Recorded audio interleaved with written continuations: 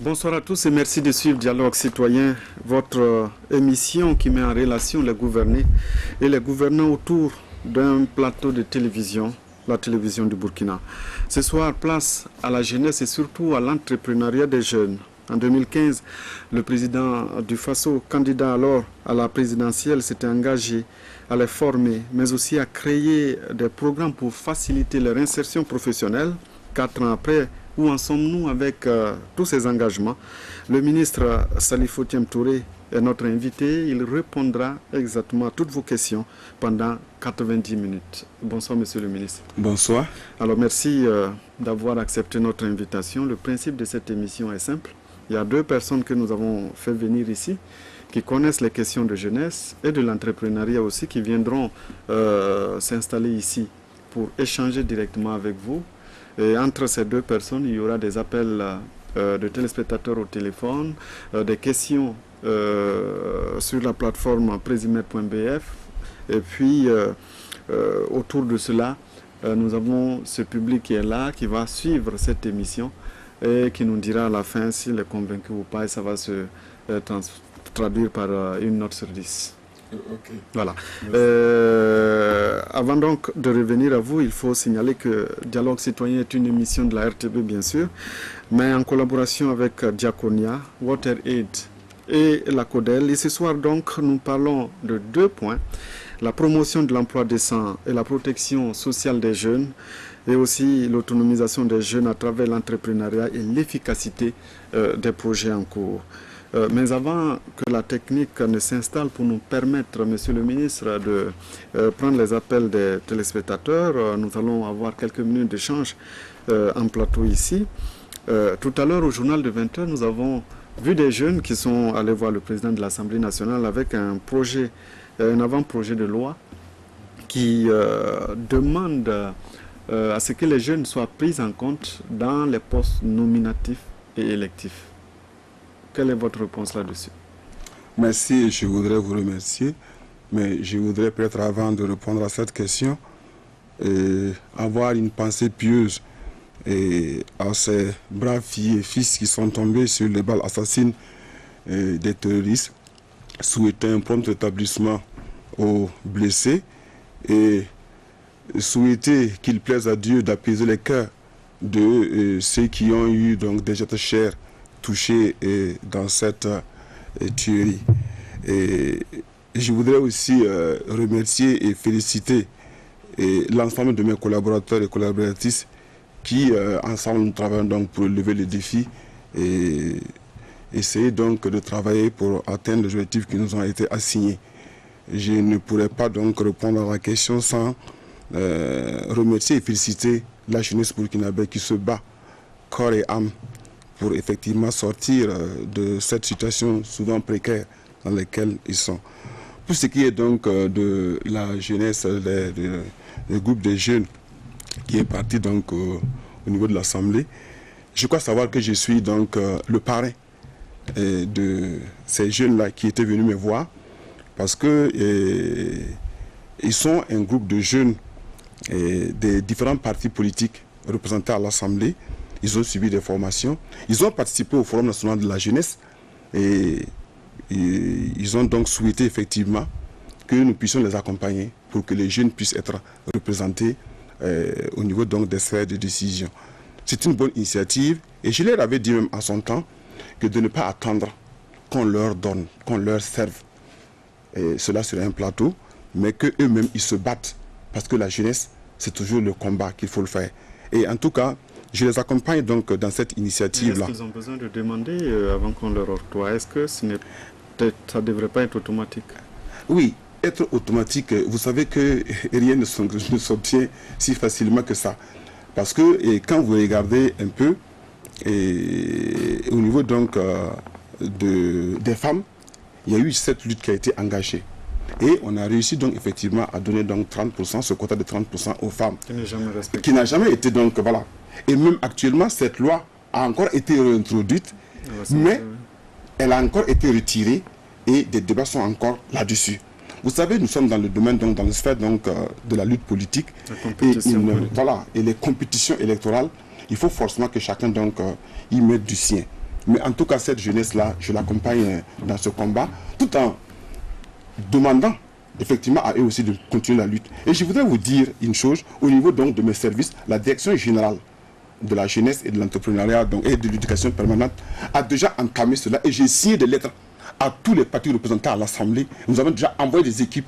L'UNUPS nous a déjà même rencontrés, et pour que nous puissions demander à tous ces partis politiques-là de travailler à mettre les jeunes en bonne poule. Parce que ça serait intéressant pour nous. Parce qu'on peut tout le temps dire la jeunesse c'est le fer de lance, c'est le fer de lance, et ça ne reste que donc des vœux pieux et que des paroles. D'accord. Ce qui pourrait être un vœu pieux, il y a un engagement du président justement qui demande, qui avait promis à ce que des jeunes soient, en tout cas à ce que vous soyez un intermédiaire entre les jeunes qui sont des écoles de formation et des universités et les entreprises, qui s'appelle Primo Emploi. 4 ans après, monsieur le ministre, où en êtes-vous avec cette promesse? Oui, et au niveau donc de cette vision, alors il y a au niveau de l'Agence nationale pour l'emploi, c'est eux qui s'en chargent. Et il y a donc des projets à ce niveau-là qui accompagnent les jeunes en fin de cycle. Même cette année, nous avons donc réussi à placer donc 300 jeunes dans le centre donc, de primo emploi. Il y a aussi le fait qu'on les accompagne, parce qu'au niveau de la NPE, ils jouent donc cette intermédiation-là. C'est-à-dire que ceux qui finissent un peu leur cursus sont mis en position de stage par l'intermédiaire donc de la NPE, qui négocie auprès des différentes entreprises pour les placer. Et c'était dans ce sens. Quand vous prenez, monsieur le ministre, 300, ce n'est même pas une promotion, par exemple. Non, je l'ai dit que j'ai dit rien que ça. Non, je parle du dernier chiffre. De l'université. Je parle du dernier chiffre. Voilà, c'est ce que j'ai dit. J'ai dit rien que cette année, c'est par an, c'est depuis le début. Rien que cette année. Mais ce que vous avez oublié, c'est que dans ce sens-là, que nous avons lancé le salon de l'emploi. Et au cours du salon de l'emploi, les chiffres sont là, nous avons pu mettre donc en stage au niveau de Bobo 1836 postes de stage que nous avons pu obtenir auprès des privés, et au niveau du Kadiogo, au niveau du centre ici, nous avons pu obtenir 2480 autour. Mais nous avons pu aussi renforcer l'employabilité des jeunes, et notre objectif était donc de faire renforcer l'employabilité de moins 25 500. Nous sommes arrivés donc autour de 18 400, et nous avons donc les chiffres que nous pourrons donc vous donner à ce niveau-là. Certes, l'ensemble de ce qui a été fait, nous n'arrivons donc qu'à satisfaire 15%. Donc il reste beaucoup à faire. Il reste beaucoup à faire, parce que 15%, et vous voyez, donc ça veut dire qu'il reste pas de 85% qui sont encore voilà.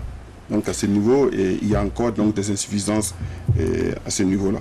Alors, le président aussi avait promis de construire 5 centres de formation au métier.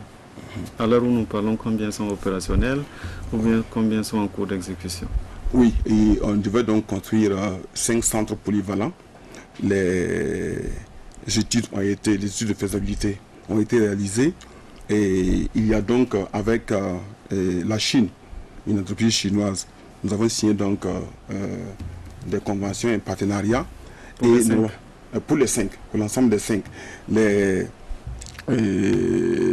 endroits ont été donc identifiés, et nécessairement en 2020 nous pensons effectivement engager la mise en place donc de ces 5 centres polyvalents. Vous n'aurez plus que 10 mois pour l'exécuter. Non, mais avant cela, beaucoup d'autres actions ont été entreprises dans ce sens-là. C'est ainsi que si le Conseil des ministres devait se tenir, nous devons donc adopter donc un décret portant création de l'Agence nationale de la formation professionnelle. Cette Agence nationale de la formation professionnelle-là établit donc 2 dispositifs. Dans un premier temps, il y a que nous allons donc transformer, parce qu'il y a 3 grands centres. Il y a le centre donc de formation professionnelle de référence de Zignaré. Il avait parlé effectivement de renforcement des centres existants. Voilà. Et il y a ce centre-là, il y a celui donc, le centre de formation industrielle donc, de Bobo, et il y a le CFPE donc, de Ouagadougou. Ces 3 grands centres-là seront élevés à un niveau supérieur. Et leur plateau a été renforcé, et rien qu'il y a 3 ou 4 mois, nous avons encore reçu du matériel de la part donc, de nos partenaires pour renforcer donc le plateau technique de ces centres qui vont être élevés donc à un niveau supérieur, qui pourront donc prendre la place donc des 5 centres qu'on devait construire là. Parce qu'on va renforcer au niveau de ces 3 centres là pour que nous ayons déjà 3 centres polyvalents. Et nous allons donc reprendre maintenant 25 centres que nous allons mettre dans une agence nationale donc de la promotion, de la formation professionnelle qui va jouer donc le rôle de la formation donc de base, de l'apprentissage. Et là on pourrait donc inclure les gens donc des acteurs donc de l'économie informelle. Il y a aussi à ce niveau-là, et toujours dans ce renforcement-là, et la mise en place donc d'unités mobiles de formation. Puisque, autant entendu que les centres de formation ne sont pas suffisants, et aussi les coûts sont assez chers pour certains donc, apprenants, ce qu'il va se faire, nous allons donc amener la formation professionnelle vers les apprenants. Ça veut dire que nous allons mettre donc 15 équipes mobiles sur pied. Ce projet est déjà monté. Et les 15 équipes-là, il y aura une équipe par région et 2 équipes qui vont rester donc au niveau central. Par quand? Parce que là, c'est effectivement des projets montés. C'est déjà fini, c'est déjà monté. Oui, et ça prend... début des formations, exactement. Ça prend encore directement en 2020. Tout a été déjà monté et ça fait donc un coût de 2 milliards et qui sera donc financé donc, par nos partenaires techniques et financiers. Il y a que toujours à ce niveau-là, et je viens de signer en octobre tout dernièrement, et donc un programme donc l'appui donc à la politique donc sectorielle de la formation professionnelle de 18 milliards pour accompagner la formation professionnelle et technique. Alors il faut savoir que c'est à ce niveau uniquement que nous pouvons donc travailler à augmenter l'employabilité des jeunes. Et dans ce sens-là, c'est un engagement fort du président et que nous mettons donc nous mettons tous nos efforts dedans pour pouvoir donc réaliser.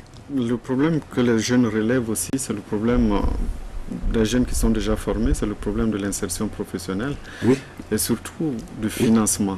Oui. Aujourd'hui, on a l'impression que pour certains, il y a eu de l'accompagnement, mais ce sont des entreprises, on va dire, qui végètent toujours parce que les moyens pour pouvoir les développer posent problème. Pourquoi? Oui, je voudrais revenir à ce niveau-là pour dire d'abord qu'au niveau, de manière globale, au niveau du Burkina, il y a 19 fonds nationaux, et dont 10, il y a des fonds d'État. Et ces fonds d'État-là, eux, ils font donc des accompagnements, ce ne sont pas des prêts. Et les autres fonds nationaux de financement, il y en a 9. Et au niveau donc du ministère donc, de la Jeunesse, il y en a 3. Il y a le fonds d'appui aux initiatives des jeunes, qui prend donc les jeunes de 18 à 35, le FEJ. Il y a le FASI, le fonds d'appui au secteur informel, et il y a le FAPE, et le fonds d'appui à la promotion de l'emploi. Alors, si vous prenez un peu de manière globale, au niveau donc de ces différents fonds, alors je pourrais vous donner des chiffres par fonds, donc je n'ai pas tout ça en tête, mais je pourrais vous donner des chiffres à ce niveau.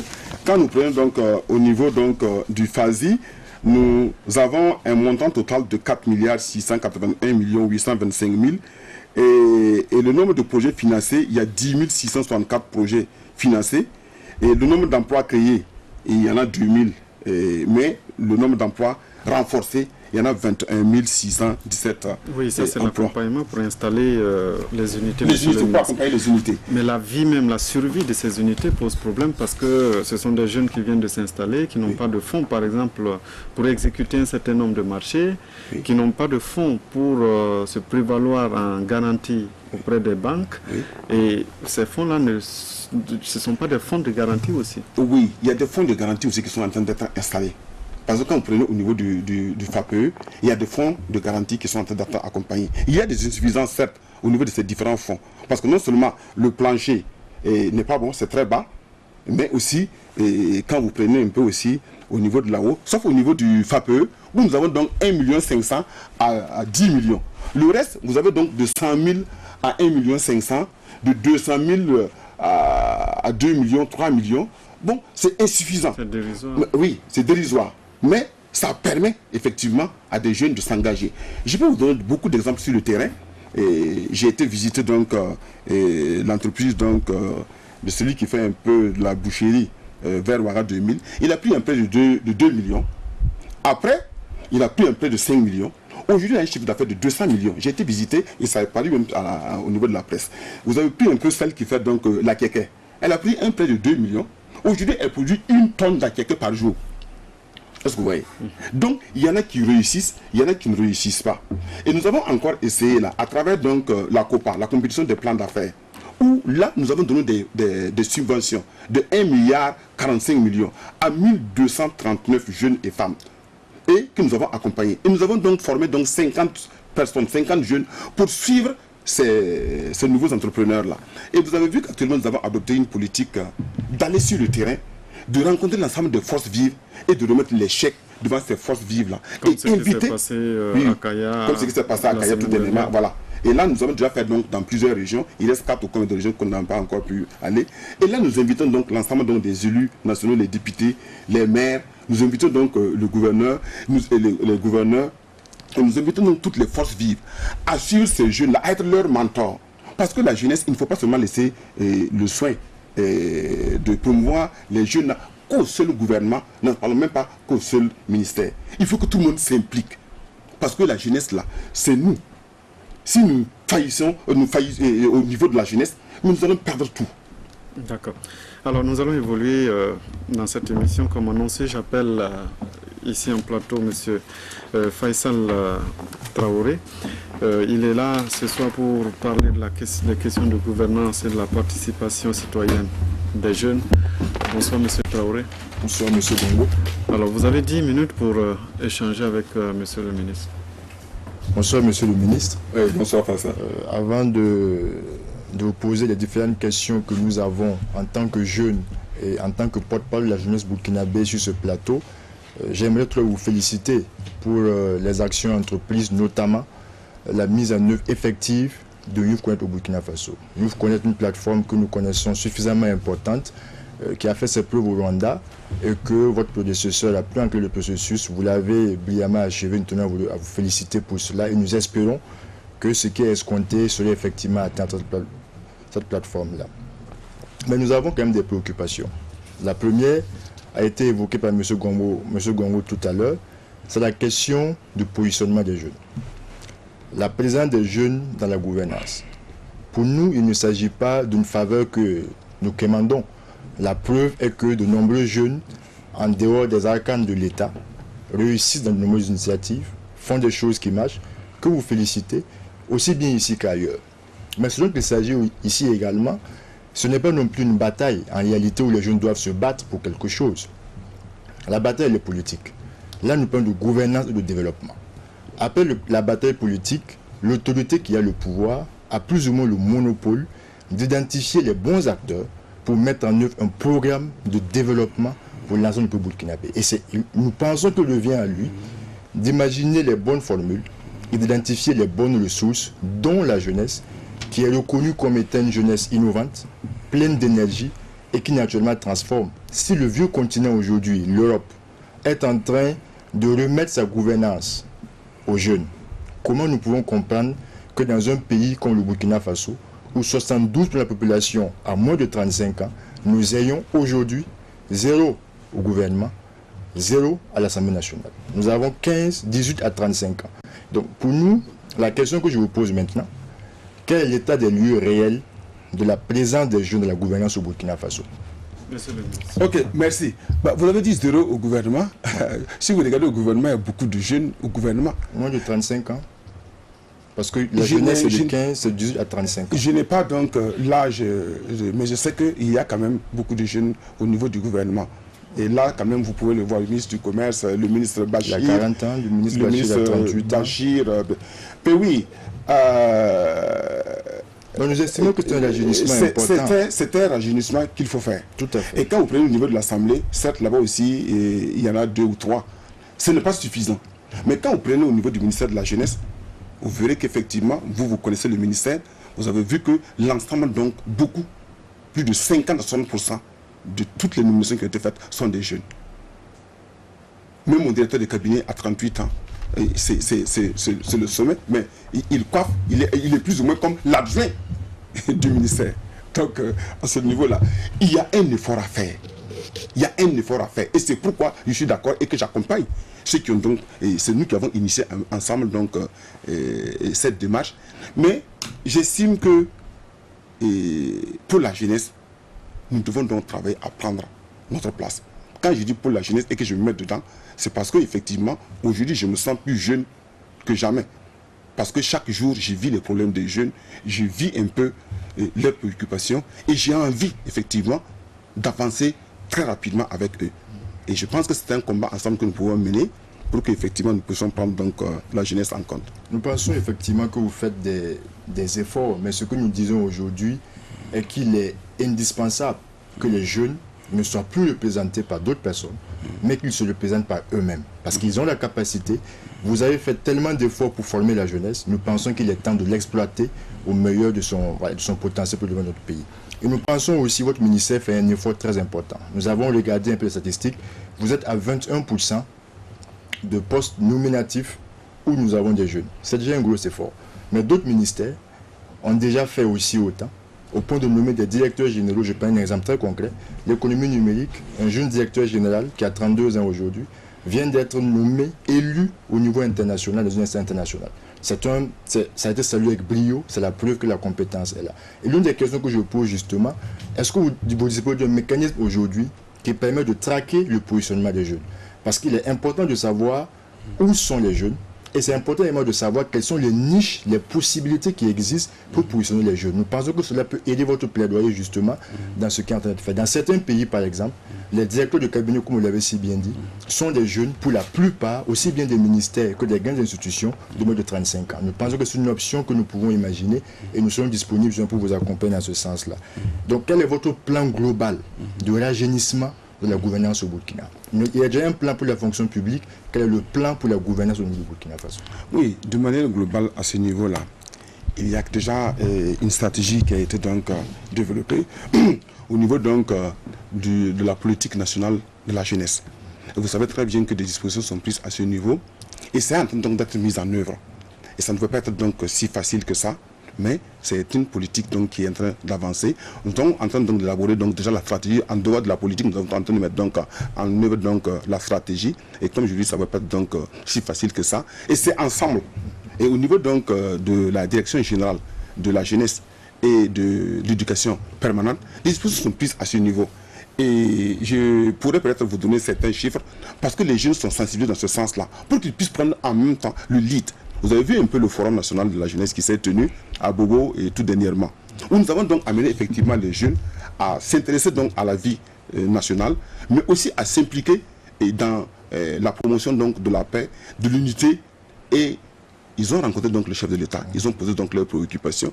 Et déjà, le chef de l'État nous a instruit et nous avons mis un comité en place avec le Conseil national de la jeunesse pour mettre donc toutes les stratégies identifiées en œuvre. Nous pensons, enfin, vu que nous n'avons pas beaucoup de temps, il me reste encore... Parce qu'il ne vous reste pas beaucoup de temps. Voilà, j'ai encore deux questions. Allez-y directement aux questions. La première, c'est la question, vous en avez parlé de la paix et de la cohésion sociale. Les Nations Unies, en 2015, ont adopté la résolution 2250, Jeunes, paix et sécurité, qui fait des recommandations importantes et qui dit une chose qui pour nous est très fondamentale. Elle dit, le combat à mener avec les jeunes et pour les jeunes, pour la paix, n'est pas le combat contre l'extrémisme violent. C'est le combat contre la violence de l'exclusion. Les jeunes se sentent véritablement exclus. Aujourd'hui, quels sont les mécanismes qui sont mis en place? Nous avons un mécanisme qui a été lancé par le chef de l'État que nous saluons, qui est de mobiliser des volontaires. Nous savons que 90% de ces volontaires-là seront jeunes. C'est quelque chose d'important. Mais ça reste une réponse militaire. Quelle est la réponse, la stratégie du gouvernement burkinabé pour apporter une réponse aux facteurs qui entraînent l'extrémisme violent et qui entraîne la radicalisation au niveau des jeunes, c'est-à-dire la violence de l'exclusion que les jeunes vivent et ressentent aussi bien au niveau national, même qu'au niveau international? Oui, et quand vous parlez donc de l'exclusion donc des jeunes, je ne perçois pas ça de cette façon. C'est un peu au niveau politique, c'est la lutte de positionnement qui fait croire que les jeunes sont écartés. Sinon qu'il n'y a pas donc une exclusion donc des jeunes à ce niveau-là.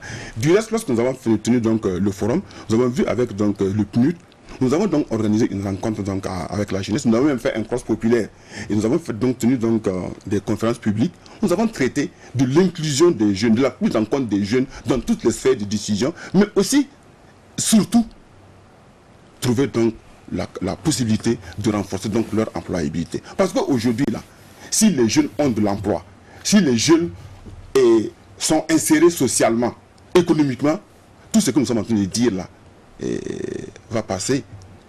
C'est parce que tout simplement, ils n'ont pas d'emploi. C'est parce que tout simplement, ils sont dans une population exagérée. Ils sont dans une situation précaire. C'est ça qu'il faut relever aujourd'hui. C'est ça qu'il faut relever pour l'ensemble des jeunes. Parce qu'aujourd'hui, le combat premier là n'est pas forcément de les placer à de hauts niveaux. Le combat premier, c'est de les trouver de l'emploi. De les faire sortir donc de cette précarité dans laquelle ils sont. Parce qu'aujourd'hui, chaque année que Dieu fait, au niveau du Burkina, on a 140 000 à 160 000 jeunes qui viennent sur le marché de l'emploi. Alors que, si l'on regarde, au niveau donc des recrutements, on a entre 10 000 et 20 000 au maximum. Le reste, il faut forcément donc travailler à les insérer dans la vie économique, dans la vie sociale. Qui dit insérer dans la vie sociale, c'est le donner de l'emploi. Quand il n'a pas de l'emploi, mais il est bouffiatisé, j'utilise ce mot entre guillemets, c'est ça. Et c'est pour qu'il faut travailler beaucoup plus à renforcer l'employabilité des jeunes, à donner de l'emploi décent aux jeunes, plutôt que de travailler dans un premier temps, à vouloir les mettre donc dans des sphères de décision. Mais je pense que nous pouvons le faire sur les deux tableaux. Aussi bien travailler à faire en sorte que la précarité ne soit plus le partage des jeunes, mais aussi faire en sorte que les jeunes qui ne sont pas précaires, qui ont fait des preuves, soient justement utilisés pour la gouvernance. Mais je finirai par cette question sur l'autonomisation de la jeune fille. Elle constitue aujourd'hui 54% du corpus jeune du Burkina. C'est vrai qu'il y a un ministère qui s'occupe de la question, nous pensons que le ministère a beaucoup à faire, mais vous, en tant que ministère en charge de la jeunesse de manière globale, qu'est-ce que vous avez comme stratégie? L'une des choses que nous pensons, par exemple, qui peut être un symbole fort pour la jeunesse féminine, c'est par exemple la création d'une direction au moins de l'autonomisation de la jeune fille. Nous pensons que c'est déjà un début, ça permettra de faire des actions. Nous serons aussi disponibles pour vous apporter des propositions concrètes sur les deux autres points que nous avons soulevés. Parce que nous avons fait un travail là-dessus avec certaines structures et nous pensons que cela pourrait aider à faire en sorte que les jeunes du Burkina soient meilleurs. Ok. Ça, c'est une proposition. C'est une proposition, je prends en compte, mais je voudrais vous dire que nous travaillons, même que nous sommes donc au ministère donc, de la jeunesse, ça y compris donc les jeunes filles. Et quand je vous parle donc des plans d'affaires que nous avons donc lancés, 63% de ceux qui ont eu donc cette subvention sont des femmes. Vous pourrez donc prendre les statistiques. C'est pour montrer que nous travaillons beaucoup plus donc à renforcer à ce niveau-là. Et je vais vous dire quelque chose. Les femmes semblent être plus battantes que les hommes. Tout à fait. Et réellement, et quand vous les voyez sur le terrain, elles inspirent donc de l'admiration. Le temps qui est imparti à M. Traoré est terminé. Merci à vous d'être venu échanger directement avec le ministre. Nous allons, Monsieur le ministre, découvrir une question sur la plateforme à l'écran. C'est une question de M. Seydou Steve Zampaligré qui nous écrit du centre.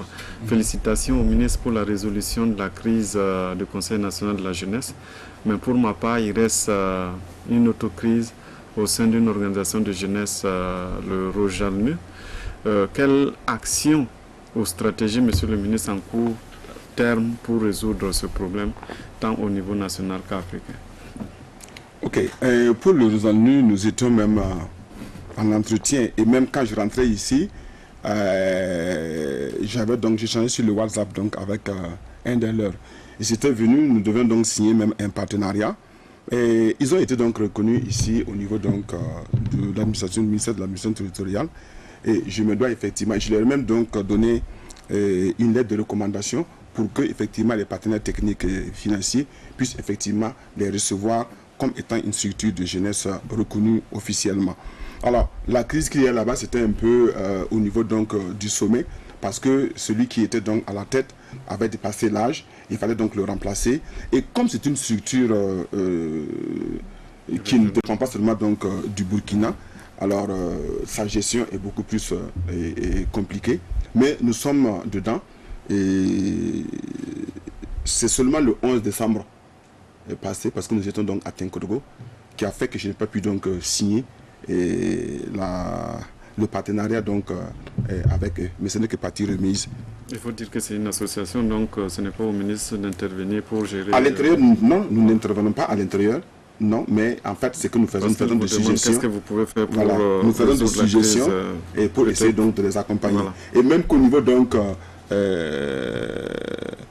il y a dans, je ne sais pas, c'est en RDC, où donc celui avec lequel j'ai changé tout de suite ce soir m'a demandé d'intervenir auprès de mon homologue pour qu'au moins au niveau donc la RDC, on signe donc leur document de reconnaissance. Je lui disais que ce n'était pas à moi d'aller intervenir auprès de mon homologue. Et même si je devais donc intervenir auprès de mon homologue, c'est à travers donc le ministère des Affaires étrangères. Et pour ce faire, il devait régler ça. D'abord, c'est une association. Comme vous l'avez dit, ils ne pourront pas donc nous insérer dedans. Mais dès qu'ils ont le récépissé, nous sommes prêts donc à lier donc le partenariat et à nous accompagner. On découvre une autre question sur la plateforme. Bako Sayouba du Centre S. Bonsoir Monsieur le Ministre. Je voudrais savoir la place du Conseil national de la jeunesse dans votre ministère, son rôle. Puisque nous remarquons que cette association participe à vos missions de sortie. Conseil national de jeunesse est un organe de ministre ou une association comme les autres. Clarifiez-nous. Bien. Il faut dire que le Conseil national de la jeunesse, c'est une résolution de l'Union africaine qui a donc pris cette résolution et demandant de mettre dans tous les pays africains un Conseil national de la jeunesse, pour mettre donc une structure fêtière qui regroupe l'ensemble de la jeunesse. Alors, quand je suis venu donc au département, j'ai vu qu'il y avait donc quelques questions d'incompréhension, de manque de communication. Nous avons échangé et je leur ai dit au niveau donc du Conseil national de la jeunesse, vous êtes une structure fêtière. Vous devez prendre en compte l'ensemble donc des associations qui existent sur le terrain. Nous avons un partenariat avec plus de 36 000 associations de jeunesse. On ne peut pas travailler avec 36 000 associations. Donc, nous avons dit tous ceux qui peuvent donc se retrouver à ce niveau-là. Mais ceux qui ont aussi des structures fêtières, nous travaillons avec ces structures-là. Et c'est vrai que lorsque nous sortons, à partir du moment où le Conseil national de la jeunesse est une recommandation, est une résolution donc de l'Union africaine, quand nous faisons donc des activités, elles sortent effectivement avec nous. Et il y a dans le budget, je suis venu trouver que dans le budget du ministère, il y a un fonds qui est alloué au niveau pour le CNJ. Il y avait 4 250 000. J'ai demandé qu'à ce qu'on puisse renforcer ces fonds-là. Et dans le budget actuel de 2020, ça fait 20 millions que nous allons donc remettre à cette structure. De la même manière, le résolu à 5 millions, ce n'est pas moi qui les ai. J'ai vu ça dans le budget et j'ai dit donc de renforcer. Et j'ai même demandé qu'à ce qu'on puisse inclure toutes les autres associations. Ça veut dire que les anciennes associations classiques, là, âme vaillante, cœur vaillant, scout, l'AMB, les associations religieuses et tout ça, et les anciennes donc associations de jeunesse qui se fédèrent. Et aujourd'hui, en tout cas au niveau donc de ce Conseil national de la jeunesse là, je vois que ça va un peu et ça nous accompagne une structure partenaire. Voilà. Donc je voudrais dire à celui qui me pose la question que c'est une structure partenaire et il faut impliquer les jeunes dans tout ce que nous faisons. Il n'est pas question de faire des trucs pour les jeunes sans les jeunes. Et la structure par laquelle nous pouvons donc effectivement avoir accès directement aux jeunes, nous avons considéré que comme c'est une structure fêtière qui a un récépissé en tant que telle, nous travaillons donc avec elle. Pas seulement avec elle, avec beaucoup d'autres associations. Alors nous allons prendre un téléspectateur qui nous appelle au téléphone, M. Kevin Kaboré qui nous appelle de Ouaga. Bonsoir. Bonsoir. Nous vous écoutons. Est-ce que vous pouvez vous éloigner de votre poste récepteur, s'il vous plaît? Ok. Moi, j'ai deux questions. Allez-y. À poser à monsieur le ministre. Nous vous écoutons. Voilà, monsieur le ministre, souvent dans vos discours, vous affirmez qu'il ne manque pas de travail au Burkina Faso. Qu'est-ce qui vous fait si vous le faites dire quand nous on tombe?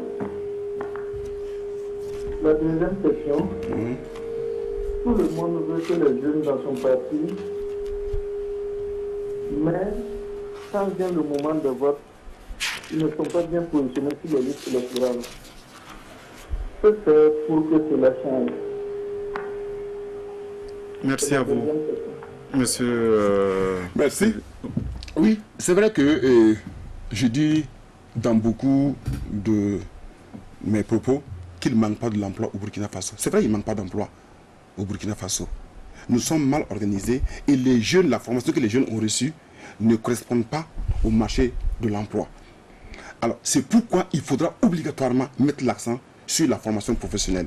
Les jeunes ont des savoirs, mais ils n'ont pas le savoir-faire. Ce matin, j'ai été réellement ébloui lorsque j'étais au 112 heures du centre de formation du Signaré, où j'ai trouvé donc des inventions terrible pour les jeunes. J'ai vu des jeunes, et bon, vous savez très bien qu'aujourd'hui, là, les ovnis, là, comment on appelle ça, les drones, ça, ce n'est plus un secret pour nos enfants. Ils arrivent donc à le fabriquer. J'ai vu qu'ils ont trouvé donc des systèmes qui peuvent vous permettre, puisque même quand je suis parti là-bas pour faire donc ma rencontre, on était à l'intérieur, ce sont les jeunes eux-mêmes qui ont donc travaillé à faire de sorte que tout ce qui se passait dedans soit donc vu dehors à travers des trucs qu'ils ont inventés par eux-mêmes.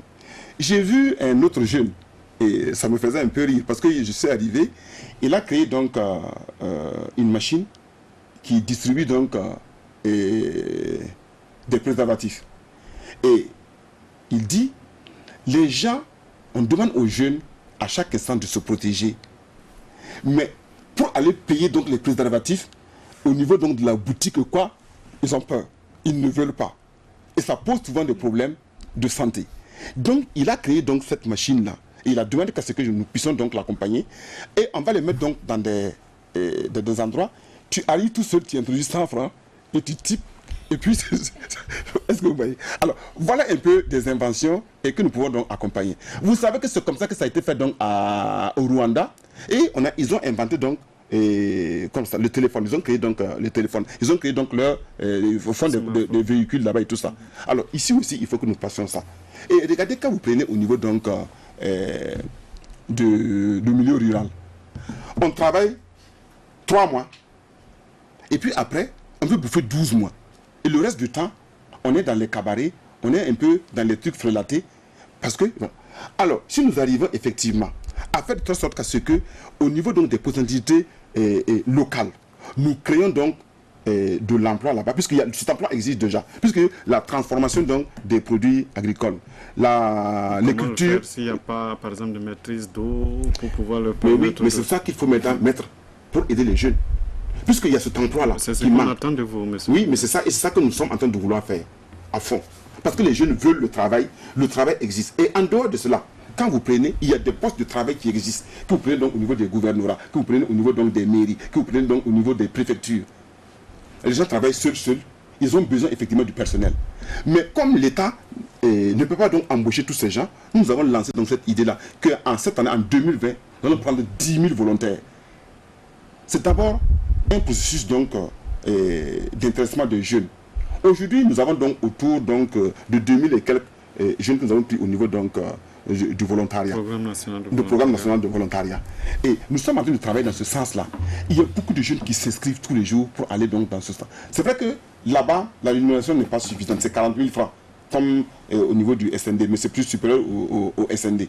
Mais comme les jeunes ont envie effectivement de travailler, nous avons dit qu'on va les placer. Il y a des jeunes que nous avons placés comme ça, qui ont pu produire, générer 2 à 3 millions par mois. Ces gens ont été embauchés directement, puisque non seulement le travail était important, et ce qu'ils font, et c'était des gens qui étaient décidés. Et c'est comme ça que nous allons faire au fur et à mesure. D'accord. Nous avons M. Pegwende Kietga qui nous appelle de Banfora. Bonsoir. Bonsoir, monsieur. Nous vous écoutons.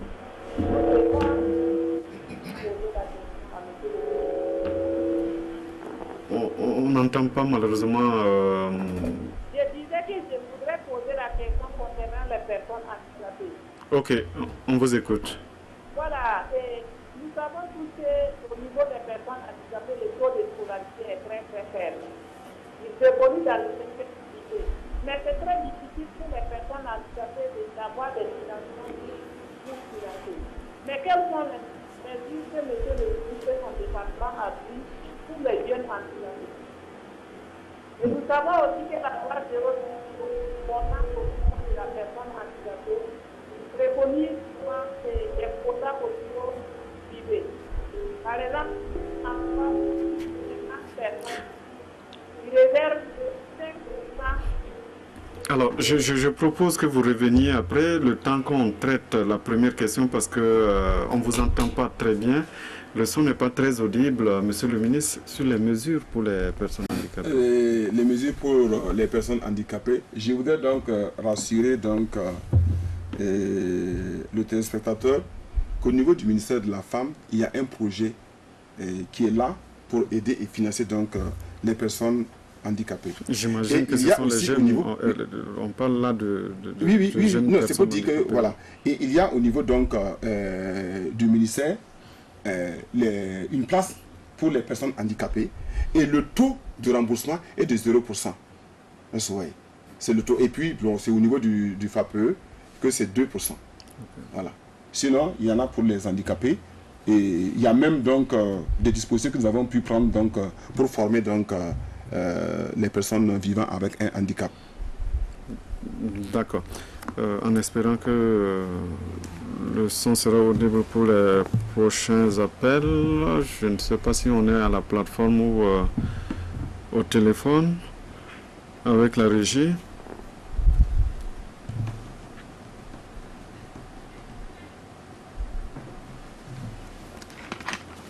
La communication n'est pas... Bonsoir, monsieur le ministre. Alors, on ne sait pas... Bonsoir. Bonsoir, monsieur le ministre. Bonsoir, monsieur Simon Congo. Bonsoir, chers téléspectateurs. Oui. Je suis Sawadogo Zakaria, je vous appelle de Kaya. Voilà, moi, ma préoccupation se situe à deux niveaux. La première concerne l'accès au crédit. Voilà, l'une des difficultés majeures que nous rencontrons au niveau de l'accès des crédits est la garantie. Alors, j'aimerais savoir ce que monsieur le ministre fait pour pouvoir alléger cette situation.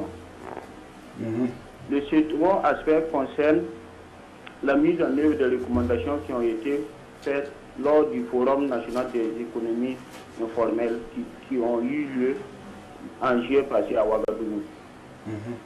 Alors, à l'heure où nous sommes, est-ce que monsieur le ministre peut nous faire l'état des lieux de mise en œuvre des recommandations qui ont été faites? Merci à vous, monsieur Sawadogo. Merci. Alors, pour ce qui est donc des garanties, effectivement, c'est un frein pour donc l'accès au crédit des jeunes. Mais les dispositions sont prises à ce niveau. Parce que quand vous prenez un peu au niveau donc du FEJ, où c'est plus que pour les jeunes de 18 à 35 ans, il n'y a pas de garantie. C'est le mentorat qui est demandé à ce niveau-là. C'est-à-dire qu'il vous suffit donc d'avoir un mentor et on vous donne le crédit. C'est d'ailleurs pourquoi à ce niveau-là, nous avons actuellement plusieurs milliards qui ne sont pas recouvrés parce que s'il n'y a pas de garantie et quand les jeunes prennent, bon, il y a des difficultés pas à recouvrer, et on n'arrive pas à recouvrer les prêts voilà, à ce niveau-là. Mais il n'y a pas de garantie. C'est encore, et puis en dehors de ça, au niveau du forum des jeunes, ils ont demandé que c'est qu'on puisse mettre un fonds de garantie pour accompagner les jeunes. Et cette disposition est en train d'être prise. Déjà au niveau donc du FAPE, comme je l'ai dit, et aussi au niveau donc du FEJ, nous travaillons dans ce sens-là pour voir comment accompagner les jeunes qui n'ont pas de garantie pour qu'ils puissent effectivement avoir accès à ces crédits-là. Nous travaillons dedans et nous pensons que ça va aboutir parce que le chef de l'État a donné donc des instructions dans ce sens-là pour que nous puissions mettre donc des fonds de garantie pour accompagner donc les jeunes qui veulent effectivement entreprendre. Mais là, il est question donc pour nous d'avoir donc un suivi rapproché de tous ces jeunes qui vont prendre ces crédits-là. Parce que souvent, ils prennent, et si le suivi n'est pas rapproché, alors l'argent est servi pour autre chose, et après... et c'est d'ailleurs pourquoi, actuellement, de plus en plus, nous ne donnons plus donc des crédits individuels, nous travaillons donc pour la mise en place donc, des unités économiques, c'est-à-dire que des regroupements. Lorsque vous êtes en association, il n'y a pas de garantie, c'est la caution solidaire. Est-ce que vous voyez? Et nous avons déjà mis en place 48 unités économiques, des petites unités, et ce sont des regroupements donc des jeunes que nous avons mis à ce niveau-là. Alors, nous allons passer au deuxième point de cette émission et nous appelons ici M. Konkisere Aïdari, qui est le Burkina Business Incubator, qui s'installe pour discuter avec vous sur la question de l'entrepreneuriat des jeunes qu'on a déjà amorcé. Monsieur Konkisere, bonsoir. Bonsoir, Monsieur Congo. Vous avez Bonsoir, 10 minutes donc. Bonsoir. Et je voulais remercier Monsieur le ministre pour l'ensemble des efforts que son ministère fait pour les jeunes. Et vous avez tantôt parlé qu'il y a 19 fonds, dont certains sont portés par votre ministère. Et nous voyons à travers les réseaux sociaux, la presse, des appels à projets. Et seulement, nous constatons que chaque année, le nombre de demandeurs d'emploi ne fait que croître. Donc cela alimente notre pessimisme quant au fond et aux mesures. Est-ce que monsieur le ministre peut nous rassurer sur l'efficacité de ces mesures? Est-ce qu'il ne faut pas voir autre chose en plus? Oui, les mesures prises ne sont pas suffisantes, mais ça permet d'avoir de l'emploi. Parce que quand nous prenons un peu, en 2016, il y a eu autour donc, de 76 000 et quelques emplois qui ont été donc créés. En 2017, il y a eu 107 355 emplois qui ont été créés. Et en 2018, il y a eu 111 000. Et les 111 000, il semble avoir donc une régression. C'est qu'au niveau de la fonction publique, en 2017, il y avait 19 000 recrutements, 19 000 jeunes qui avaient été recrutés, alors qu'en 2018, il y a eu 11 000. Donc, il y a un peu donc, ce régressement. Mais au niveau donc, du privé, des établissements privés, des ONG, des projets et programmes, il y a eu donc une certaine augmentation, et ce qui a fait que donc, le chiffre... Donc, et avec donc l'ambition de 50 000 emplois par an, cette ambition-là est dépassée, puisque nous sommes autour donc pour 3 ans, nous avons eu donc 284 000 emplois qui ont été créés. Mais ce n'est pas suffisant, puisque si vous prenez 160 000 par an, et que effectivement vous prenez donc, vous arrivez donc à prendre autour de 100, il y a encore 50 000 qui restent. Mais ces gens sont absorbés par le milieu informel. Parce qu'au niveau de l'informel, les statistiques que nous avons, à travers donc l'enquête réalisée par l'Observation nationale de l'emploi et de la formation professionnelle, nous indiquent, et avec aussi la Chambre de commerce, les chiffres de la Chambre de commerce, nous indiquent qu'au niveau du secteur informel, il y a 1 500 000 et quelques emplois qui ont été créés. Qui parle d'informel, parle de précaire. Oui, bien sûr. Bien sûr. C'est pourquoi nous disons que ces emplois-là ne sont pas stables, et c'est pourquoi nous disons que c'est un secteur informel. D'ailleurs, la deuxième question de notre auditeur... Effectivement, il avait demandé le bilan de la mise en œuvre des recommandations. À ce niveau-là, il faut dire qu'à ce niveau, ça avance, parce que nous avons mis donc le comité donc, de suivi des recommandations du Forum national de l'économie informelle. Et la recommandation phare était la mise en place de la fêtière. Ils ont commencé depuis au Burkina Faso, depuis sous la Révolution, et après, on n'avait jamais pu mettre dans cette fêtière-là. Nous l'avons mise en place il y a 2 semaines de cela. Et cette fêtière qui est mise en place pour accompagner donc les acteurs de l'économie informelle, pour renforcer les jeunes et les femmes. Parce qu'il faut se dire, j'ai pris un peu l'exemple au niveau du Sénégal, où cette fêtière a été mise en place, et cette fêtière-là, qui travaille auprès donc de leurs semblables, de leurs collègues, pour collecter les fonds, et ce qui sert donc de fonds d'appui au secteur informel. Là-bas, ils sont autour de 100 milliards. Or, nous sommes autour de 2 à 4 milliards. Alors, et ces fonds qu'ils ont collectés là-bas, l'État les remet 60%. Ça veut dire que par an, ce fonds qui est là-bas, ça fait 60 milliards. Et ce sont les acteurs de l'économie informelle eux-mêmes qui gèrent ces fonds-là en rapport donc avec le ministère. C'est ce que nous voulons faire ici. Et je suis convaincu que d'ici fin 2020, vous aurez donc des résultats beaucoup plus probants qu'actuellement. Pour revenir au niveau de votre ministère, c'est ma deuxième question. Et ça porte sur la pérennité des micro-projets que le ministère finance. Voilà. Est-ce que monsieur le ministre a des statistiques sur le nombre de personnes, le nombre de porteurs de projets que vous avez eu à accompagner, et au jour d'aujourd'hui, comme ils sont toujours actifs? Et je pose cette question parce que je suis de BBI, un incubateur, et notre quotidien c'est d'accompagner les porteurs de projets. Et déjà avec l'équipe technique que nous avons, c'est pas facile pour nos promoteurs, ils rencontrent des difficultés. Alors donner de l'argent à un étudiant, un élève qui vient de quitter les bancs et le laisser à lui seul pour qu'il se débrouille, est-ce que c'est vraiment un moyen pour résoudre le chômage au Burkina? D'accord, merci. Et on ne laisse pas seul. D'abord, lorsqu'on vous donne les fonds, on vous forme à la gestion financière. Ça, c'est un. Deuxièmement, il y a un suivi. Mais il faut comprendre que le suivi ne peut pas être à 100%, étant entendu que le nombre d'employés au niveau donc de ces différents fonds-là. Ce n'est pas assez nombreux. C'est pour que nous avons choisi donc cette stratégie d'aller remettre les chèques là devant donc, qu'on appelle ça, j'appelais donc les personnes ressources, non, ou les forces vives. Et demander donc à tous les parents, demander donc à tous les éducateurs, demander donc à tous les élus nationaux et locaux d'accompagner ces jeunes-là sur le terrain. Est-ce que ce n'est pas des problèmes que vous leur créez aussi non, en le faisant? Non, parce pas que du tout, vous pas du connaissez tout. la mentalité. Ils ont même été... Non. Tout de suite, on dit, écoutez, vous venez de recevoir de l'argent, oui. donc vous pouvez financer non, point du tout. Quand ils prennent l'argent là, ils font des plans d'affaires. Et ils viennent pour investir dans leur plan d'affaires. Oui, mais peut-être les proches ne le comprennent pas. Non, les proches ne peuvent pas comprendre ça, parce que si je prends un prêt, c'est pour aller donc travailler, c'est pour donc... Mais attendez, mais en dehors des prêts, les gens ont effectivement donc d'autres activités qu'ils mènent, mais qu'ils ne prennent pas donc pour brader auprès de leur famille. Et nous avons donc un suivi dans ce sens-là. Et je voudrais vous donner des statistiques. Au niveau donc du FAPE, Fonds d'appui à la promotion de l'emploi, de 2015 à 2019, il y a 4 162 400 000 qui ont été donc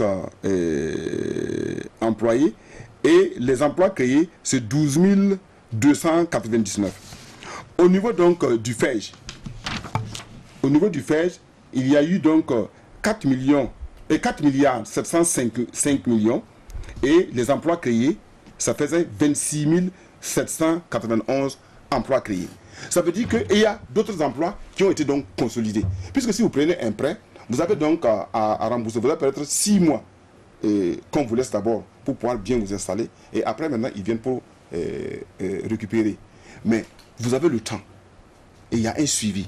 Et souvent, on redonne des prêts pour renforcer ces emplois déjà créés. On suit, parce que sinon, si on laisse comme ça... On parle de la vie des projets, en fait. Est-ce que les projets arrivent à survivre? Mais ce sont des projets qui ont survécu, que je vous ai cités ici. Okay. Ce sont des projets qui ont survécu comme ça. Et c'est d'ailleurs pourquoi, si vous avez remarqué, sur le terrain, je suis parti donc pour suivre un certain nombre donc, de nos bénéficiaires sur le terrain. Et lorsque j'arrive et que je vois qu'effectivement, il y a donc de l'efficience et de l'efficacité. Le ministre vient, on envoie chez celui qui a réussi, on n'envoie pas forcément chez celui qui est en souffrance. Et puis aussi, en dehors de ça, quand nous sommes partis tout de suite à Kaya, nous avons demandé donc au directeur régional et à tous ceux qui donc suivent donc, les bénéficiaires sur le terrain de nous identifier toutes les personnes qui ont réussi. Et nous allons donner donc des attestations. Est-ce que vous voyez? Et en même temps, ceux qui n'ont pas réussi aussi, nous avons appelé. Et j'ai déjà appelé donc un certain nombre de gens qui n'ont pas réussi. Je vais donc échanger avec eux pour savoir pourquoi ils n'ont pas réussi et qu'est-ce qu'on peut faire pour qu'effectivement ils puissent donc aller de l'avant. Nous savons dans ce sens. Ma troisième question va porter sur ça. Comment faire pour réussir? Et je pense qu'au Burkina également, il y a plusieurs incubateurs.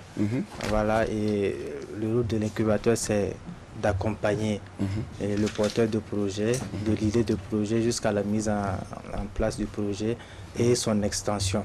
Est-ce qu'il ne serait pas opportun pour le ministère en charge de la jeunesse d'envisager un partenariat avec ces incubateurs pour qu'ensemble on puisse relever ce défi?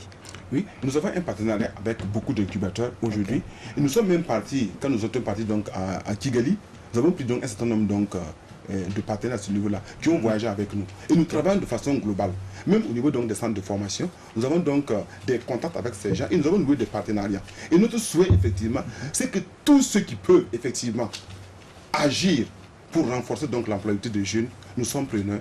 Parce qu'il ne faut pas donc compter uniquement sur le ministère pour pouvoir donc donner de l'emploi aux jeunes. Il faut donc compter sur chacun de nous, pris individuellement. Que chacun vienne donner sa part, de la part du colibri, que chacun puisse effectivement contribuer à ce niveau-là. C'est dans ce sens-là que nous pourrons effectivement sortir les jeunes de dans la précarité dans laquelle ils sont. La dernière question. Oui, c'était la dernière question. Vous étiez à votre dernière question. Oui. Alors, donc, merci à vous, monsieur Aïdaré Konkisere. Je précise que vous êtes de Burkina Business Incubator. Vous étiez là ce soir pour échanger avec monsieur le ministre sur la question de l'entrepreneuriat des jeunes. Nous allons poursuivre, monsieur le ministre, avec une question sur la plateforme, je suppose. Au téléphone, on me dit. Question donc au téléphone.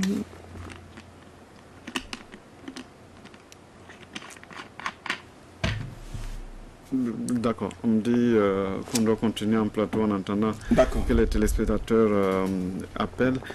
Tout à l'heure, on a évoqué justement des projets qui se survivent, mais vous n'avez pas dit concrètement qu'est-ce que vous avez mis en place aujourd'hui pour éviter que les projets que vous financez puissent se retrouver en souffrance et souvent même disparaître. Comment vous faites pour sauver peut-être les projets qui sont déjà en souffrance et faire en sorte que lorsque vous sortez de l'argent et que vous investissez dans un projet, que ça puisse être un projet périn. Ok, et je vous disais tantôt que nous avons déjà tenté d'associer donc tout le monde, mais nous continuons même à travers donc le Conseil national de la jeunesse et à travers donc les structures de jeunesse, nous avons donc invité à s'impliquer puisqu'ils se connaissent entre jeunes, à essayer donc de suivre. Mais au-delà de cela, nous avons donc, comme je vous disais qu'au niveau du PJDC, avec donc la maison de l'entreprise, il a été mis en place un groupe de jeunes formés dans ce centre-là, une cinquantaine, et qui vont suivre et essayer donc d'accompagner donc les jeunes qui ont pris les prêts. Et il y a aussi au niveau donc de la direction générale de l'entrepreneuriat, de la promotion de l'entrepreneuriat et de l'autonomisation des jeunes. Parce que j'ai oublié de vous dire ça, parce qu'il y a une direction qui a été donc créée pour promouvoir donc l'emploi. Il y a aussi donc le Youth Connect que Faisal parlait, qui est une plateforme qui va mettre en connexion plus de 165 000 jeunes par an. Et déjà à ce niveau-là, le chef de l'État, lors du forum, a octroyé 370 bourses, comment vous appelez ces trucs-là, les trucs qui servent pour faire la connexion. Non, pas les routeurs, non, c'est quoi? Voilà. 370 pour que nous puissions mettre en équipe qui pourront donc connecter 30 jeunes en même temps. Et cela pourrait faire donc 30 jeunes par 370 et pour mettre donc tous ces jeunes-là en connexion. C'est un jeu de calcul mathématique. et cela permettrait effectivement qu'on mette sur cette plateforme-là des plans d'affaires déjà éprouvés, des gens qui ont déjà réussi à travers donc effectivement leur plan d'affaires, on les met et on partage au niveau des jeunes, et ils partagent, et puis ceux qui ont échoué ici essaient de dire pourquoi ils ont échoué, et on essaie donc de les accompagner. Et ils auront donc ensemble, il y aura donc des regroupements qui vont se faire pour que ces jeunes-là puissent échanger entre eux des partages d'expériences, des bonnes pratiques et tout cela. Alors, M. Aristide Bazier nous appelle de Bobo. Bonsoir. Ok, bonsoir. Nous vous écoutons. Ok. D'accord. Moi, ma question, bon, depuis longtemps, je salue d'abord le ministre. Ma question, ça concerne effectivement la création des entreprises par les jeunes. Alors, le gouvernement, dans sa politique, en train de promouvoir la création d'entreprises par les jeunes. Mais malheureusement, on remarque que dans les marchés publics, alors, il n'y a pas vraiment de conditions qui peuvent vraiment amener ces jeunes à pouvoir postuler. Alors, vous devez savoir que dans ces conditions, on demande à ce qu'on ait beaucoup d'expérience et avoir exécuté des marchés similaires. Bon, un jeune qui vient de sortir de l'école avec ses diplômes n'a absolument pas ces expériences et puis ces marchés similaires-là. Alors, qu'est-ce que vraiment au niveau du ministère, effectivement, est fait pour permettre aux jeunes-là de pouvoir aussi postuler à ces marchés-là? Voilà, parce qu'on ne peut pas encourager les jeunes à créer des entreprises et qu'au niveau de l'État, il n'y a pas vraiment d'opportunité pour ces jeunes-là de pouvoir s'exprimer et qu'on puisse pouvoir effectivement leurs compétences. Voilà, c'est vraiment ma question. Merci beaucoup. Merci, M. Bazier. Merci. À ce niveau, il y a une disposition qui est prise. Il y a 15% des marchés qui sont réservés aux jeunes entrepreneurs. Et ça est dans la loi même. Ça est dans la loi. Dans la pratique, oui, mais cela se fait. C'est réservé à ces jeunes entrepreneurs. Et en plus de cela, il y a donc un accompagnement. Si tu gagnes un marché, alors que ton potentiel peut-être autour d'1 million et tu as un marché peut-être de 50 millions, effectivement, si tu as donc ce marché-là que tu as, on a des dispositions pour t'accompagner. Même au niveau du FAPE, on a plus de dispositions pour accompagner les jeunes. Parce qu'il faut obligatoirement qu'on puisse les accompagner. Sinon, s'ils gagnent le marché et qu'ils ne peuvent pas exécuter, on va toujours dire que les jeunes sont incapables. Alors que c'est parce qu'il n'a pas encore de fonds. Il débute et il faut l'accompagner. Ces dispositions sont prises. Ça revient justement à ces questions de garantie dont on parlait aussi. C'est Parce que dans les marchés publics, il faut voilà. avoir de la liquidité pour exécuter. Oui, mais avant ça veut dire qu'effectivement, les dispositions sont prises dans ce sens-là. Et tous ceux qui auront donc des marchés dans ce sens-là peuvent, s'ils vont dans les structures... Ils s'adressent à qui? Ils peuvent s'adresser au niveau du ministère, ils peuvent s'adresser au niveau du FAPE. Ouais. Les dispositions sont prises à ce niveau. D'accord. Ouais. Plateforme. Monsieur Bouraïma Iambré nous appelle de Ouargaï. Bonsoir. Oui, bonsoir, monsieur le ministre. Bonsoir. Voilà, j'ai deux choses que je voulais vous demander. Premièrement, la direction provinciale de la jeunesse à Ouarglaï, il n'existe même pas un cadre, ils n'ont même pas de maison. Alors que vous dites que c'est la jeunesse. Je ne sais pas où est-ce qu'ils doivent travailler pour encadrer la jeunesse. Ils sont dans la maison de la femme. Et tout le temps, la maison coule. Lorsque vous rentrez là-bas, vraiment, ce n'est pas bon. Je ne sais pas qu'est-ce que vous faites pour eux. Deuxième question, on a construit le centre de formation pour la mécanique, pour la menuiserie. Et la maison est jolie, tout le monde est content, on en a parlé, on est venu ouvrir. Mais maintenant, il manque maintenant la matière pour travailler. Il n'y a pas de moteur, il n'y a pas de véhicule. Les gens qui sont là-bas pour faire la mécanique, ils n'ont pas de véhicule pour faire la pratique. Ils n'ont pas du bois pour le travail. Alors que, bon, il y a des élèves. Qu'est-ce que vous faites? La maison est là, mais il n'y a pas de matière de travail. Voilà. Donc, je vous interpelle parce que si on doit amener les gens et que pratiquement ils ne font rien, si c'est la théorie, on a dit seulement que Ouargla a un centre de formation incomplet. Voilà. Qu'est-ce que vous comptez faire vraiment pour cette jeunesse? Merci à vous, M. Niambré. Monsieur le ministre. Merci beaucoup. Et effectivement, le cas, donc, d'abord, du bâtiment du directeur provincial de Ouarglaï. Et la directrice régionale a posé le problème puisque j'étais à Tenkodogo. Nous avons eu une rencontre et ce problème a été posé. J'ai donc contacté d'abord dans un premier temps les élus, l'élu national, et quand j'étais d'abord à l'Assemblée parce que ce problème a été posé avant. Et aussi le maire. Il était donc question effectivement de trouver donc des dispositions pour que cette direction provinciale-là puisse mieux s'abriter. Alors, il y a aussi que le problème donc, du centre dont il est question. Nous avons pris des dispositions et en 2020, tout cela sera réglé. Et nous avons déjà échangé là-dessus. Nous avons notre CASEM le 27 décembre. Tout de suite, nous allons donc faire le point parce qu'on a d'autres préoccupations. Et dans beaucoup de directions provinciales, on a ce souci-là de local. Et souvent, on est logé à deux. Souvent, on est logé donc avec 3 services dans un petit local. C'est un véritable souci. Même au niveau donc de Ouagadougou, il y a certains services qui manquent donc d'espace. Ça, c'est un problème général au niveau donc de la fonction publique. Nous travaillons donc en ce sens. C'est ça que je dis. Pour le centre-là, et cette question sera résolue donc en 2020. Nous avons déjà enregistré donc toutes les difficultés dans ce sens-là.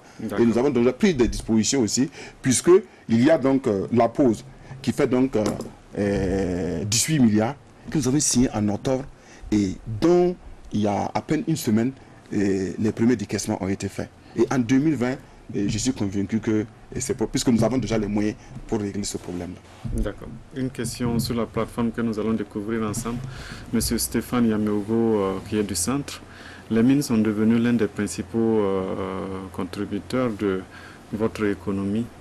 De notre économie, c'est ça. Au début, le manque de compétences nationales a été évoqué.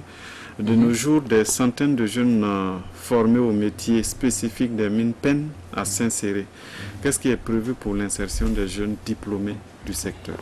À ce niveau-là, eux-mêmes, ils savent tous ceux qui ont été formés dans ce sens. D'abord, c'est nous qui avons donc travaillé donc à augmenter leur employabilité dans ce sens-là. Parce qu'au départ, lorsque les mines se créaient, nos jeunes voulaient effectivement de l'emploi à ce niveau, mais ils n'avaient pas donc la qualification. Et tout ce qu'ils pouvaient aller faire là-bas, c'est le travail de force physique, c'était le physique. Et c'est pourquoi nous avons donc intensifié donc la formation. Et même ça, vous savez très bien qu'on ne peut pas former donc dans des domaines très approfondis en 2 ou 3 mois. Ce que nous avons pu former, c'est dans des conducteurs de dumper, dans des ainsi de suite, ainsi de suite. Mais quand nous avons commencé donc à intercéder auprès donc de ces responsables des mines pour pouvoir donc insérer nos jeunes, il y a eu ce problème donc de sécurité qui est posé. Et donc ces responsables des mines là ont actuellement donc des problèmes même pour d'abord exister, n'en parlons pas donc de prendre donc nos jeunes. Ce problème a été évoqué à plusieurs reprises et moi-même j'ai rencontré ceux qui ont été formés pour les dire donc en attendant on peut donc essayer donc de vous accompagner dans d'autres métiers, dans d'autres secteurs. Mais bon, au niveau des mines, ce n'est pas notre faute. Il y a, vous avez vu combien de fois on frappe à ce niveau. Voilà. Donc c'est un peu ça qui pose le problème. D'accord. Voilà. Une autre question que nous allons découvrir ensemble, Monsieur Dorine Ouedraogo. Madame Dorine Ouedraogo, Monsieur le ministre, n'est-il pas mieux indiqué de destiner vos financements aux jeunes entrepreneurs déjà en activité pour les renforcer et leur permettre de recruter d'autres sans emploi au lieu de leur donner de les donner plutôt à des jeunes qui viennent à l'entrepreneuriat par opportunisme et sans vocation? Nous sommes en train de travailler dans les deux sens. Et si vous regardez un peu les statistiques que je vous donne, nous avons travaillé donc à renforcer, à consolider des emplois déjà créés. Mais nous sommes aussi obligés, parce qu'il y en a qui viennent sur le marché de l'emploi, nous ne pouvons pas les laisser pour dire que c'est des aventuristes, parce que ce sont aussi des jeunes comme tous les autres. Nous sommes obligés donc de travailler avec eux. Ce que nous devons faire, c'est renforcer l'encadrement, le suivi de ces jeunes-là sur le terrain. Mais avant ça aussi, c'est de les former à l'esprit entrepreneurial et de leur donner la possibilité de choisir au niveau donc du métier dans lequel ils veulent être formés. Vous savez qu'aujourd'hui, au niveau du Burkina Faso, nous n'avons que 25 métiers dans lesquels nous formons les gens. Quand nous prenons donc, nous sommes en partenariat avec le Maroc, qui forme dans 630 métiers. Et regardez la différence. Et nous avons dit, avec donc la création de l'Agence nationale de la formation professionnelle, dès que nous allons créer cette agence-là, nous avons déjà vu donc avec ceux du Maroc, nous avons créé une alliance africaine, et ils sont donc notre mentor dans ce sens-là. Ils ont dit qu'en moins de 6 mois, ils pourront amener donc le métier dans lequel nous formons là, au moins à un nombre de 100. Et comme nous sommes en train de mettre donc les équipes mobiles de formation pour rapprocher donc la formation vers les jeunes, avec cela, eh bien, nous allons donc essayer de voir pour que effectivement le niveau d'employabilité des jeunes puisse être accru. On va prendre une dernière question sur la plateforme, Monsieur Edmond Fourier. J'écoute Monsieur le ministre, mais il reste très vague dans des propos et techniques dans ses réponses. En fonction de ces différents travaux, Monsieur le ministre, pourrait-il nous donner l'évolution du taux de chômage des jeunes? Y a-t-il des motifs d'espoir? Qu'en est-il des jeunes dans les zones d'insécurité?